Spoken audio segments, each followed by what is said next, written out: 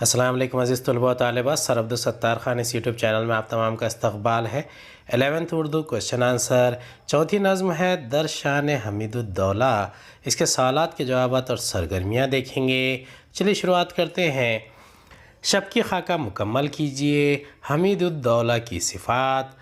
پہلا ہے دوست دار ملک، دوسرا ہے دولت خواہ شاہ دین پنہا، چوتھا ہوشیار، پانچواں مرد آخر بیں۔ شاعر کے گھر آنے والے دوست کے لیے شاعر نے جن صفاتی الفاظ کا استعمال کیا ہے ان لفظوں کو شب کی خاکے میں لکھیے۔ دوست کے لیے صفاتی الفاظ، پہلا ہے شفیق و مہرباں، دوسرا یار جانی، تیسرا دوست صادق، چوتھا محب باصفا۔ ذیل کی سرگرمیاں ہدایات کے مطابق مکمل کیجیے۔ پہلا سوال ہے قصیدے کے اجزائے ترکیبی پر مختصراً روشنی ڈالیے۔ دوسرا، قصیدے میں بیان کیے گئے عید کے منظر کو اپنے الفاظ میں بیان کیجیے۔ تیسرا، شاعر کے دوست کی حیرت کا سبب بیان کیجیے۔ چوتھا، قصیدے سے صنعت تضاد کا شعر پہچان کر لکھیے۔ پانچواں، دوست نے نواب صاحب سے ذوق کے تعلق کو بیان کرنے کے لیے جن لفظوں کو استعمال کیا ہے ان لفظوں کا شب کی خاکہ تیار کیجیے۔ پہلے کا جواب ہے قصیدے کے اجزاء، پہلا ہے تجبیب، دوسرا گریز، تیسرا مدح، چوتھا دعا و حسن طلب۔ پہلا ہے تجبیب، مطلب کہ فوراً بعد چند ایسے اشعار آتے ہیں جن میں شاعر اصل مقصد بیان کرنے سے پہلے تمہید کے طور پر موسم بہار یا کسی ایسے موضوع کا ذکر کرتا ہے جس سے سننے والا دلچسپی کے ساتھ سننے کے لیے متوجہ ہو جائے۔ دوسرا گریز، گریز قصیدے کا وہ جزء ہے جو تجبیب اور مدح کے درمیان 2-3 اشعار میں یہ ظاہر کر دیتا ہے کہ شاعر اب اصل مقصد یعنی مدح سرائی کی طرف رجوع ہو رہا ہے۔ تیسرا ہے مدح، یہ قصیدے کا سب سے اہم جزء ہوتا ہے جس میں شاعر اپنے ممدوح کی مدح سرائی کرتا ہے اور اس کی خوبیاں طرح طرح سے بیان کرتا ہے۔ چوتھا ہے دعا اور حسن طلب، یہ قصیدے کا آخری جزء ہوتا ہے، اس کو خاتمہ بھی کہتے ہیں۔ اس میں شاعر ممدوح کے لیے دعا کرتا ہے اور اپنے لیے انعام و اکرام کی اشارتاً خواہش کا اظہار کرتا ہے۔ دوسرے سوال کا جواب ہے عید کا دن خوشیاں منانے اور مزے اڑانے کا دن ہوتا ہے۔ اس دن عزیز و اقارب ایک دوسرے کے یہاں جاتے ہیں، مصافحہ کرتے ہیں اور گلے ملتے ہیں اور اپنی محبتوں و عقیدتوں کا اظہار کرتے ہیں۔ تیسرے کا جواب ہے عید کے دن عموماً ہر مسلمان نئے یا خوش رنگ کپڑے پہنتا ہے، لیکن اس روز شاعر جونے پرانے کپڑے ملبوس کیے ہوئے تھا۔ جب شاعر کے دوست انہیں اس حالت میں دیکھتے ہیں تو حیران رہ جاتے ہیں۔ چوتھے شعر کا جواب ہے صنعت تضاد کا شعر ہے۔ بحر و بر میں جھاڑ دے دامن اگر تو فیض کا، خطرہ در بے بہا ہو لال سنگ بے بہا۔ بحر اور بر دونوں متضاد الفاظ ہیں۔ پانچویں کا جواب ہے نواب صاحب سے ذوق کا تعلق، پہلا ہے دوست دار، دوسرا ہے خاک راہ، تیسرا ہے خاکسار، چوتھا ہے خاک پا۔ چھٹا سوال ہے دوست کے الفاظ میں ذوق کے حالات بیان کیجیے۔ ساتواں، نواب صاحب سے ملنے کے لیے متعلق ذوق کے دوست کی ترغیب کا انداز بیان کیجیے۔ آٹھواں، ذوق کے قصیدے کا خلاصہ لکھیے۔ نواں، قصیدے سے گریز کا شعر تلاش کر کے لکھیے۔ دسواں، قصیدے سے حسن طلب کا شعر تلاش کر کے لکھیے اور شعر کی تشریح کیجیے۔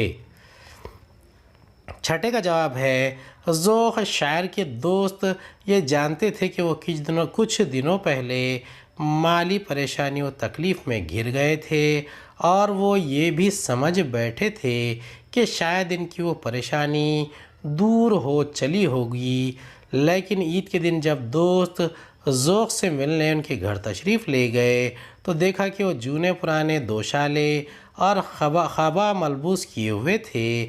ذوق کی حالت دیکھ کر وہ بہت حیران ہوئے۔ 7ویں کا جواب ہے، مزید کہتا ہے جب کہ وہ شاعر نواب صاحب کا قدیم ندیم وہ خیر خواہ ہے اور ہمیشہ ان کے خدموں سے لگا رہتا ہے، اس کے باوجود وہ اتنا پریشان حال ہے۔ کیا اس سے کوئی جرم و گناہ سرزد ہو گیا ہے؟ وہ کوئی غلطی کر بیٹھا ہے جس کی بنا پر نواب صاحب کی اس کی جانب توجہ نہیں کر رہے ہیں، جبکہ وہ بہت سخی و فیاض ہیں اور شاعر کے ساتھ ان کا سلوک اچھا ہی ہوتا ہے۔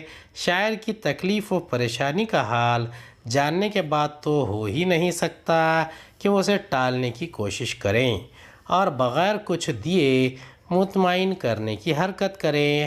لہذا شاعر کو چاہیے کہ فوراً نواب صاحب کی خدمت میں حاضر ہو کر موجودہ صورتحال اور تمام حقائق بیان کریں۔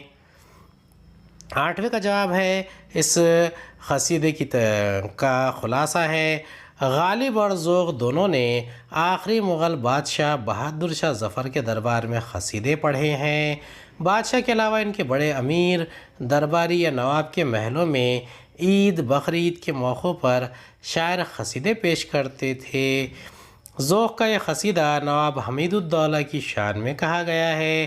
شاعر کا ایک دوست جب شاعر سے ملتا اور اسے بری حالت میں پاتا ہے تو شاعر کو تاکید کرتا ہے کہ جاؤ اور نواب صاحب کی خدمت میں قصیدہ پیش کرو، تمہارے تو ان سے بڑے اچھے تعلقات ہیں، وہ تمہاری خراب حالت کو ضرور درست کر دیں گے اور فیاضی دکھانے میں دیر نہیں کریں گے۔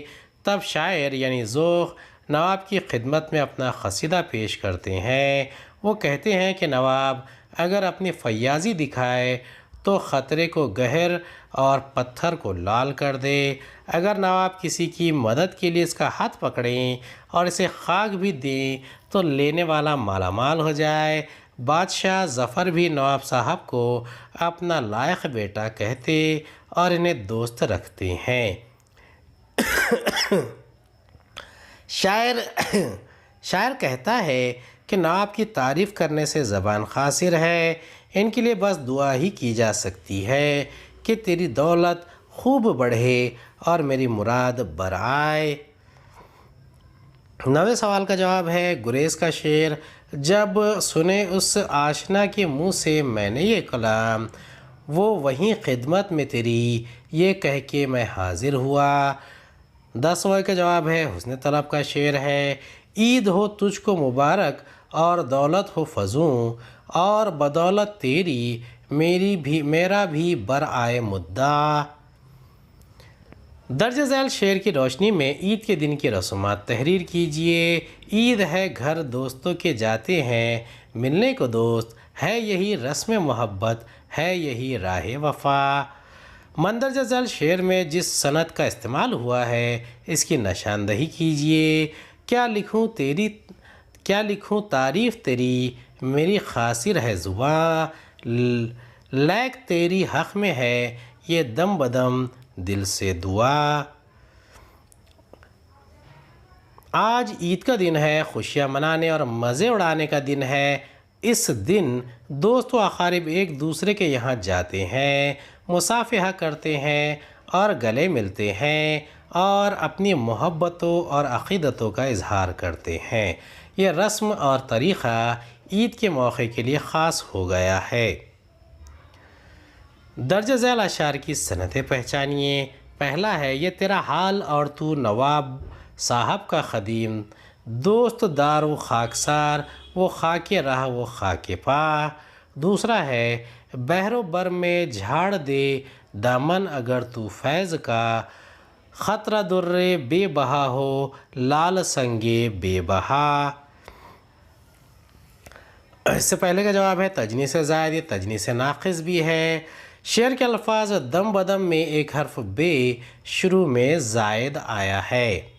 درج ذیل اشعار کی صنعتیں، اس میں صنعت تضاد کا اشعار ہے۔ پہلا ہے بحر اور دوسرا ہے بر، یہ متضاد الفاظ ہے۔ امید ہے آپ کو ہمارا ویڈیو پسند آیا ہوگا. اگلے ویڈیو میں دوبارہ ملاقات ہوگی.